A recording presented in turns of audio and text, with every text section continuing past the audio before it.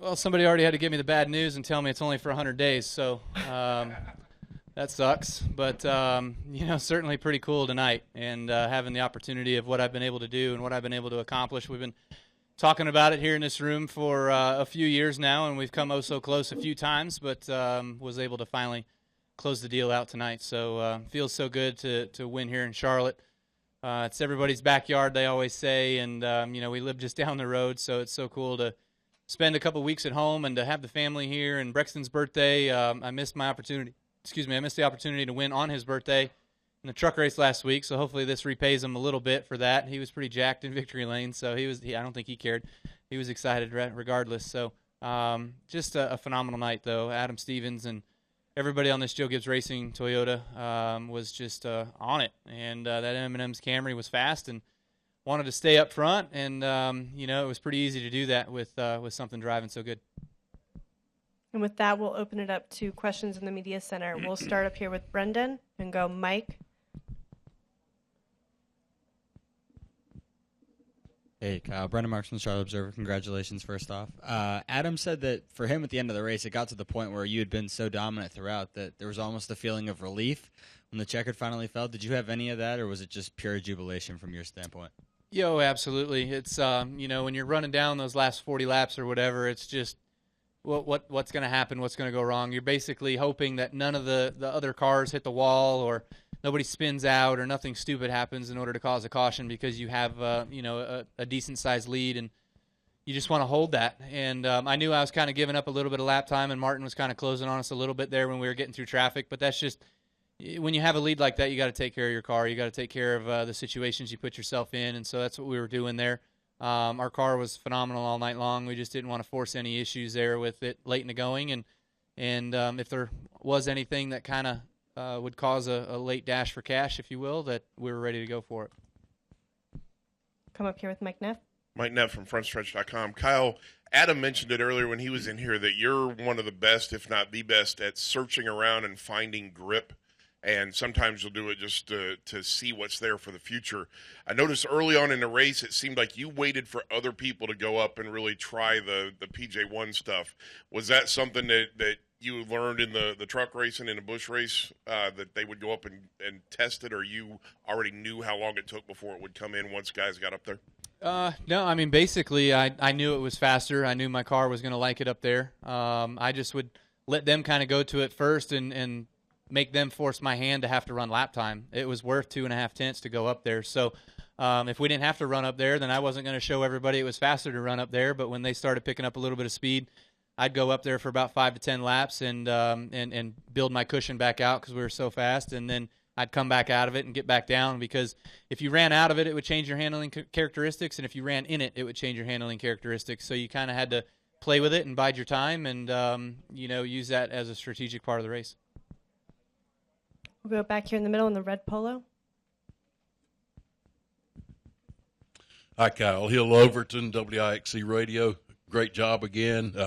You've won 4 races this year on 4 different tracks. Would it be fair to say that the car you had tonight was the best car you've had at any of the tracks this year? I tell you what, I don't know that I've ever had a car that good at Charlotte or in other places.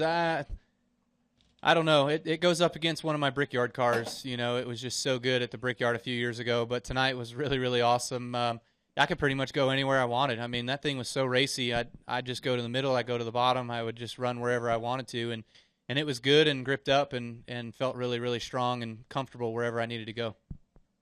Come over here to Jerry Jordan. Jerry Jordan, kicking the tires.net and Performance Racing Network. You mentioned the 100 days. Well, you've got 2 wins at Sonoma, 2 wins at Watkins Glen, I believe. You're really worried about the race here at the Roval? I think you might be able to pull that one off. It'd be nice to come out here and be one and done and win the Roval race. It is I don't know if it's still a points win at Charlotte. I don't know. So be for all the typewriters to figure out, I guess. But all in all, it's just something cool tonight to be able to accomplish something that I've been dreaming about since I was a kid. I remember being 8, 9, 10 years old and wanting to win races at Charlotte, wanting to win the Coke 600, wanting to win the All-Star race, and just remembering watching those races under the lights here and dreaming of one day going to victory lane. And finally it's here. It's taken so long. but it feels so good in the same breath. And just gonna cherish the next 100 days, and we'll be back here at Charlotte again to try to go for another win at a different venue. And Kyle, we saw in Victory Lane that Coach handed you the phone. Do you mind letting everyone know who was on the phone? That was our president of Chocolate North America, Tracy Massey, from M&M's Mars. Come up here front. The front in the red polo. Do you have a question still? No? We'll go up to the press box for our first question up there.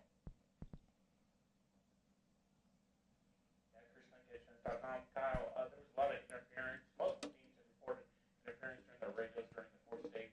I was just wondering, it seemed like that box had interference with your radio. Was that something that you experienced, and was that a headache for you? Yeah, we did. We experienced some interference. It was like a phone call, like somebody would key up the radio and it would dial a number and then it would go away. I don't know what that was all about. We had it for about 1 or 2 laps in the third stage, and then we had it for about 8 laps in the final stage. And finally, I just had to shut that radio off and then figure out where my backup was and get it turned on. That was the first time I've probably ever turned on my backup radio, so I was searching for it, trying to find it. And, it's not so bright inside our cockpit, so it's kind of hard to see with everything being black. But got it handled and was able to soldier on the rest of the day. All right, we'll go in the back. Peter? Peter Strada, TSJ Sports. Kyle, have you ever had a Cup Series race go this perfectly from beginning to end? I would say, I think the Brickyard one of those years, we started up front, maybe not on pole, but we got to the lead pretty early, and then every pit stop we just kind of led the rest of the day. And we had a pretty dominant car, and I think it was 15 or 16, and we were looking for the same thing last year, go for 3 in a row Brickyards, and didn't quite finish that one. So it's hard to pass at the Brickyard, so it's kind of hard to pass here at Charlotte, although Martin kind of made it up through the field a couple times. I know the 4 was kind of coming there early in the going before he had his troubles. So it's all about the fastest car. I mean, there's going to be guys that have fast cars that are going to make their way to the front, and once they get there, it's hard for the rest of the guys to make ground on those cars that are too fast and pass them. We'll come up here to Hakeem. Hakeem Balaam, Independent Tribune. Adam, I believe, mentioned the Xfinity race that you also ran. How much do you feel? It's kind of a two-parter. How much did you feel like that that helped in your performance tonight? And also, would you assess this race as opposed to the All-Star race with the Super Speedway package? I learned a little bit yesterday in the Xfinity race. Certainly was searching around with different grooves and stuff. It seemed like it was more important to run higher yesterday than it was tonight. Tonight it kind of seemed like the bottom would progress nicely throughout the runs, and you could kind of stay down there. It was dependent on what your car was doing, on where you wanted to run. My car was so loose yesterday I had to run higher. It would automatically tighten you up about 2 to 3 numbers when you'd run higher. So it was just better balance. As far as what to do with the different packages. Obviously, last week's race arguably would be a bit more entertaining than tonight's race. But, we're race car drivers, and our teams and the 600 people at Joe Gibbs Racing try to build fast race cars. And, when the fastest car can win the race, we're thrilled with that being at our car. And when it's not our car, we know we got to go to work and work harder. And, if the other package is what we come back here with, or race anywhere else with, trust me, our engineers will science it out, and I hate to say make it boring, but they'll probably make it a bit more single file than what we saw the other night. We'll stay up front over here with Jacob. Jacob Seelman, Speed Sport 2 for you, Kyle. First, 2 years ago, we watched Martin Truex basically put a whooping on him like you put on him tonight. Where did that come from? Did you steal Truex's notebook? Did you reskin his car from 2 years ago? I mean, I other than like you mentioned at the Brickyard, I don't know that we've seen a performance quite like that out of you in a long time. Yeah, I don't remember that dominant for that long in a while. Certainly feels good. We were always scratching our heads and trying to figure out how the 78 could do it, and now it's nice that the 18 can do it. The house car did it, So I think that was something to pat all of ourselves on the back with at Joe Gibbs Racing for sure, and to see ourselves be able to go out there and have a night like we had tonight. So feels really, really good, and everybody should be thrilled and cherish this one for a while. After getting beat the way you did last year, after the way a couple of the other races went the last 2 weeks, was there extra motivation to come out here and just put it to them the way you did? No, I wouldn't say there's extra motivation. I think, are you talking about losing at Homestead?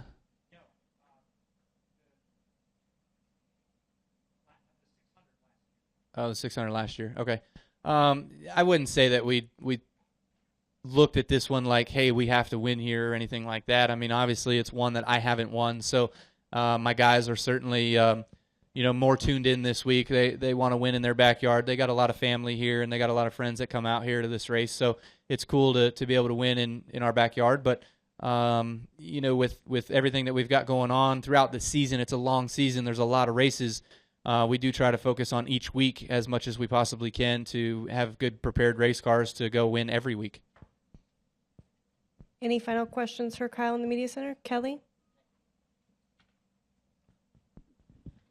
Kelly Crandall, Racer.com. So winning races is great. You've got a couple of those, but you've been leading the points too, and we all know how important that regular season championship is. Have you been cognizant of the fact that you've been leading the points, and how much are you focused on closing that out? It's still a couple months away, but how much are you thinking about that regular season championship? I wouldn't say we're focused on it a whole lot. I would just say that we know it's out there, and we know that when we run well and we do well and we finish races well, that the points take care of themselves. So here tonight, I think we scored max points that we could, and set us up for an awesome opportunity to kind of have a bit of a cushion maybe for a few weeks, because those guys behind us were kind of closing in. Logano and Harvick were closing in on us the last couple of weeks, but this week feels good to have a bit of a cushion built back up. So, we go to a few of our tracks that we like going to and hopefully can run well at, and try to keep this foundation in which we've built already this year consistent through the next however many weeks to bring home the regular season championship for those extra bonus points that you get from that. Kyle, Steve Reed from the AP. I asked Joe Gibbs what it is about you on race day or game day where he used to coach football players, and he said there's just certain people that are special on game day, and he described you as just one of those guys who's super competitive. What are you like on race day? I mean, do you change your personality? When you put on the helmet, do you become kind of a different person? We're all bipolar. There's no question. Some just show it a little bit better than others. For me, I guess what you see is what you get, more than likely. But with this morning, I guess I was a little bit rough around the edges. So there was something kind of to me that Samantha noticed. She's like, "What's the matter with you?" And I'm like, "I don't know. It's just, I guess it was just race day." So besides that, just doing your hospitality runs and doing appearances and things like that, and having people chase you all over, and then 10,000 people being out on the racetrack before the race starts. For me, I tend to sometimes get a little overwhelmed and kind of shut down or get a little spooked, if you will. I think Brexton, we kind of see that a little bit from him, so it's a little bit genetic. So it's kind of interesting that you see it from your kid and you're like, oh man, that's me, So you're kind of figuring out things as you go along and what's going on. But overall, once you get your helmet on and once you're by yourself, no offense to my wife, but that's my favorite time of the day, is just being in the race car and making laps by myself.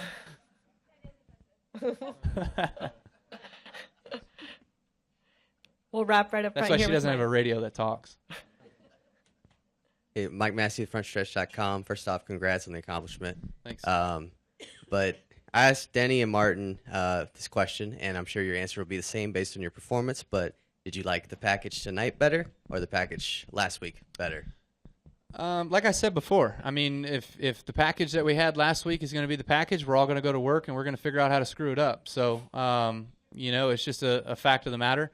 Our engineers are way too smart. They're going to make cars faster, and the faster cars are going to outperform the slower cars, So I liked this package better because it was more into the driver's hands. Good drivers will show up. Good cars will show up. And you'll have talent that actually comes through. Last week I felt like I was racing with my four-ways on, and any chance there was going to be a crash, and certainly there was, and we were in the middle of it. because anybody can do it. You just hold the pedal to the floor and steer it around the racetrack. It's not that hard, you know.